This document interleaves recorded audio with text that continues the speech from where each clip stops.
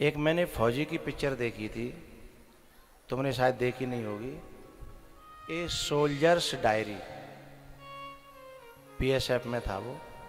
बाकी घर ते सास फोन करती माँ, और फिर बहू फोन करती, बहू शिकायत करती माँ की, और माँ शिकायत करती बहू की। और वो दोनों को ऊपर से समझा दो। और दोनों को जब समझाता था तो क्या होता था, वो तो कहती अच्छा कल तेजी घरवाई आएगी तो मजनू है, मजनू है। और जब माँ का नंबर आता, माँ की तरफ से समझाता पत्नी को, बोले तो भाई की गोद में सोन हो तो तुम मुँह का ही लेके आए हो, भाई के संग रह ले फिर मैं जाऊं। ऐसे कठोर शब्द, कटु वचन। तो समझाते समझाते आंती हो गया, परेशान हो गया। फिर आखिरकार उसने बॉर्डर की सीमा पर और अपने आप को सुसाइड कर लिया, क्योंकि वो न तो देश की सेवा कर पा रहा था इस झंझट में, न घरवाले संतुष्ट थे, न उसके अफसर संतुष्ट थे, उसकी पीड़ा कोई जान नहीं पा रहा था। दिन और रात बेचारा इस कलेश में उसने सुसाइड किया।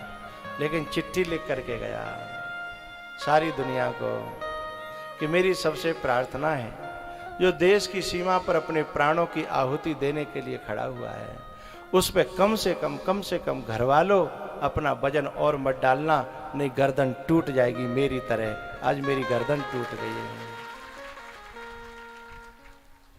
इसलिए जो लोग नौकरी करते हैं ना, वो घर में लड़ाई करके उनके जीवन में काहे क्लेश नहीं करना चाहिए। वो तुम्हारी सुख की खातिर धूप में खड़ा है, बरसात में खड़ा है, आंधी में, तूफानों में। और मां लेह लद्दाख में तो मरना हो जाता है। लेह लद्दाख में ये समझ लो पीने को पानी नहीं। अरे पीना तो दूर भैया, नहावे धोवे को पानी नहीं है, बर्फ ही बर्फ है।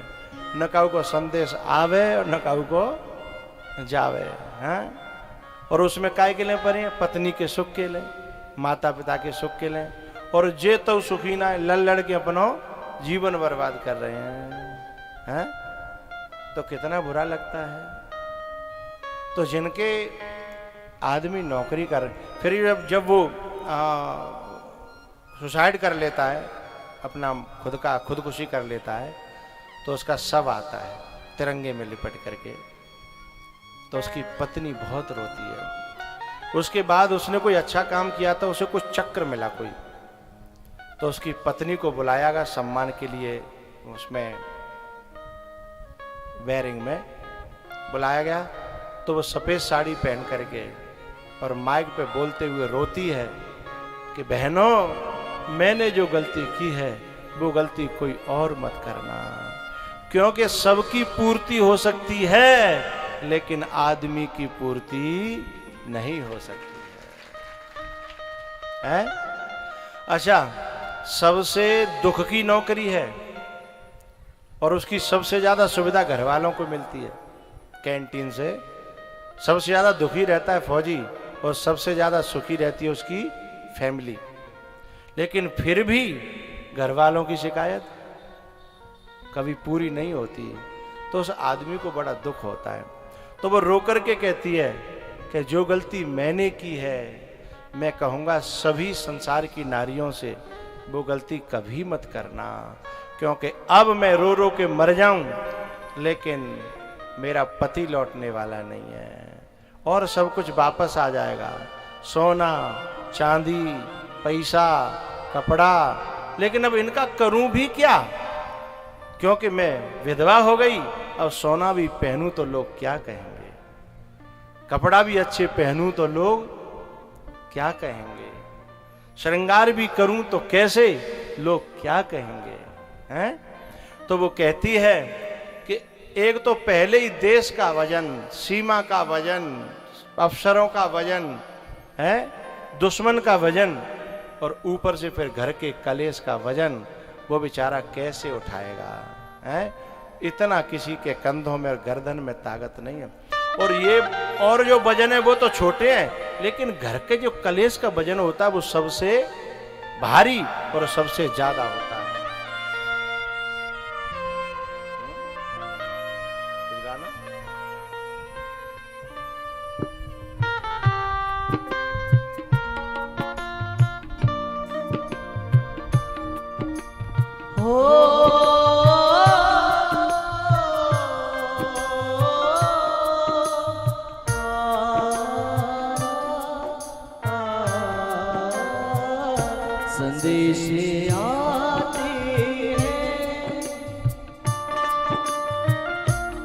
में तड़पाते हैं, तो चिट्ठी आती है तो पूछ जाती है कि घर कब आओगे, कि घर कब आओगे, लिखो कब आओगे, कि तुमने ये घर सुना सुना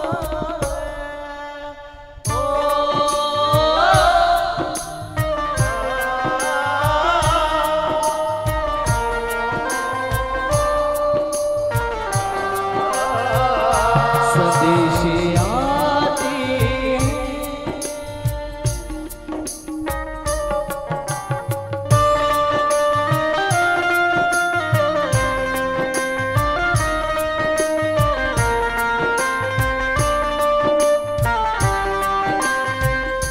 किसी दीवानी है, किसी मत वाली है, हमें खत लिखा है। किसी दीवानी है, किसी मत वाली है, हमें खत लिखा है कि हमसे पूछा है।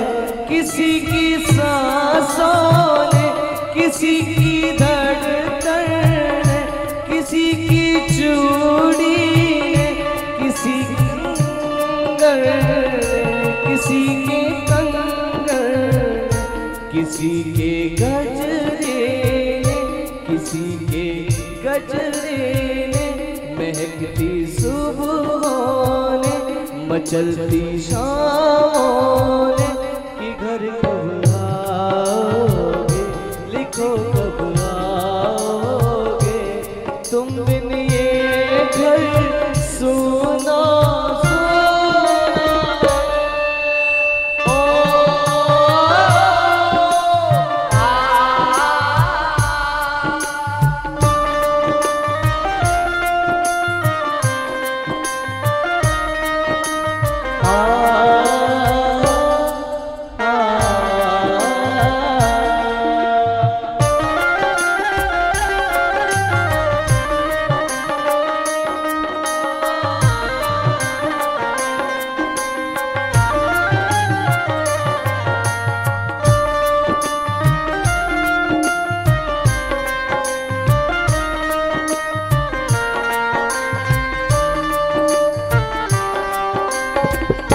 मोहब्बत वालों ने, हमारे यारों ने हमें लिखा है, हमसे पूछा है। हमारे गाँव ने, आम की छाँव ने, पुराने पीपल ने, बरसते बादल ने, खेत खलियानों ने, हरे मैदानों ने, बसंती बेलों ने, झूमती बेलों ने, लचकते फूलों ने, बहकते फूलों ने, चटकती कलियों ने, ये घर तुम बिन सोना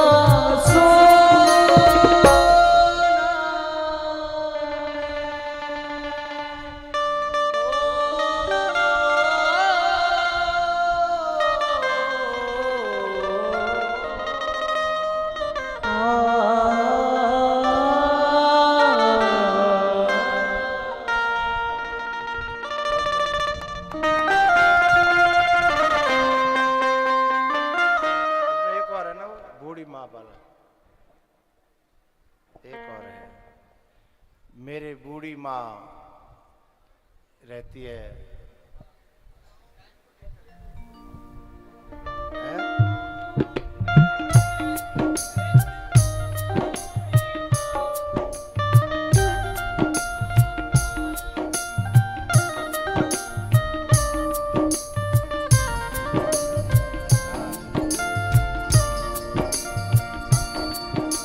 गुजरने वाली हवा बता, मेरा इतना काम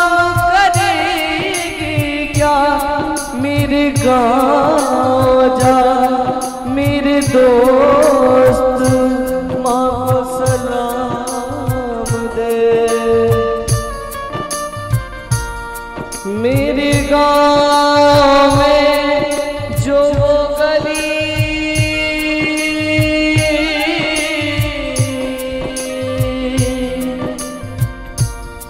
मेरे गाँव में जो वो गली जहाँ रहती है मेरी दिलरुबा उसे मेरे प्यार का जाम दे, उसे मेरे प्यार का जाम दे। वहीं थोड़ी दूर पे मेरा घर में माँ मेरे बूढ़ी माँ, मेरे घर में है एक बूढ़ी माँ। मेरे माँ के पैरों को छू के उसे उसकी बेटी का नाम दे।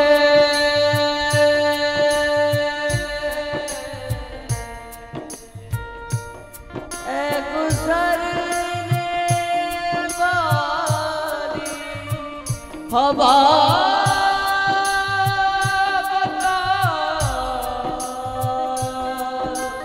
बता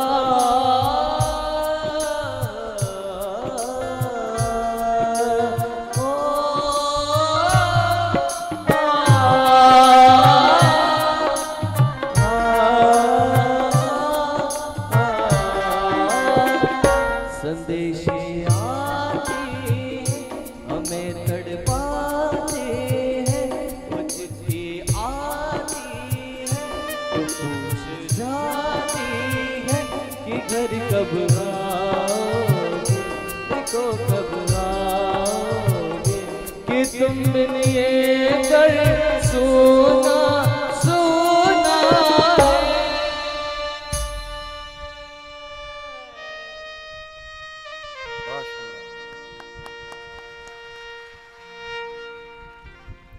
तो एक तो उन पर देश का वजन, बंदूक का वजन, गोलियों का वजन, फिर ऊपर से अफसर का वजन, और फिर डाल दो घर का वजन, घर के कलेश का वजन। घर के खर्चे का वजन नहीं कभी अखरता है, लेकिन खर्चे के बाद में भी जब कलेश होता है ना तो फिर बहुत अखर जाता है। एक मिस्त्री था, ये जो मोटर कार और इनको सही करता है, पूरे दिन कैसा रहता है? काला। हाथ भी कैसे रहते हैं? कोई मिस्त्री हो तो देखो उसके हाथों को अभी भी दिखाओगे तो ऐसे होंगे, बिल्कुल फटे फटे। अब ऐसा रहता है, ऐसे फटे हाथ रहते हैं, लेकिन वो पता है ये सब काम क्यों करता है? क्योंकि उसकी घरवाली के हाथ जो है बढ़िया बने रहे, मेहंदी लगी रहे, बढ़िया मुलायम बने रहे। अपने हाथों को वो खराब कर लेता है। उसके बाद में भी वो कलेश करे तो बेचारा कौन से कुआं में जाए? हैं? तो शंकर भगवान का सती के साथ में विवाह तो हुआ, विवाह हो जाना अलग बात है, लेकिन दिल से दिल मिल जाना अलग बात है। वो मिला ही नहीं। बेसमझा में कछू और बेसमझे एक दिन उन्होंने सोचा कि चलो जा कथा सुनाएला में, कि शायद हमारी बात तो जाके समझ में नहीं आ रही, पर शायद कौ संत की बात ही समझ में आ जाए। ले गए अगस्त ऋषि के यहाँ। अब अगस्त ऋषि जी यहाँ गए तो क्योंकि शंकर भगवान महादेव थे, अगस्त ऋषि जानते थे कि देवों के देव महादेव में, उन्होंने उनके चरण धोए, प्रणाम किया, बड़ा स्वागत किया, सम्मान किया। लेकिन सती जी संग में ही हती तो संग में करनो जिनों को पर्यो है। क्योंकि भैया कहू डॉक्टर के संगम बाकी पत्नी जाए है, कहू अफसर के संगम बाकी पत्नी आवे, पत्नी हो अंगूठा टेक, लेकिन वो अफसर ते ज्यादा शासन तानते, वो जो पूरी वहां में अपनी प्लाटून में बहुत ज्यादा शासन तानती हो, जानते कछू आधे ना। और जितनी इज्जत उसे मिलती है और उस अंगूठा टेक को भी उतनी इज्जत मिलती है। जब कि बेचारो पढ़ियो वो ड्यूटी बाने करी, ट्रेन बाने करी बेचारे ने, सवरे हाड़ टूट गए वागे, और वो बस बा को ब्याह है कि आ गई और वो अफसर नहीं बन गई साहब हैं। जैसे अपने पुलिस में तो दरोगा की दरोगानी होती है, ऐसे तुम्हारे वहां में अफसर की क्या होते हैं, वो सूबेदार नहीं है, मेजर नहीं है। तो अब वो बिना बातें मेजर नहीं बन गई, कैप्टन नहीं बन गई है, और अंगूठा टेक। अब लेकिन सम्मान जब उसका होता है, अच्छा वो अफसर तो सम्मान को पचा जाता है क्योंकि उसने मेहनत से कमाया है, लेकिन बा को हाजमा कहाँ इतना जोरदार के पचा पावे, वह तो फ्री में मिले हो ना, हाय वो फटी पत्ते हैं। अब सती के पांव का धोले साहब, अब बोका रोका खा रही है। अब मन ही मन सोच रही जी हमें क्या कथा सुना, वो जाने हमारे पांव धोए।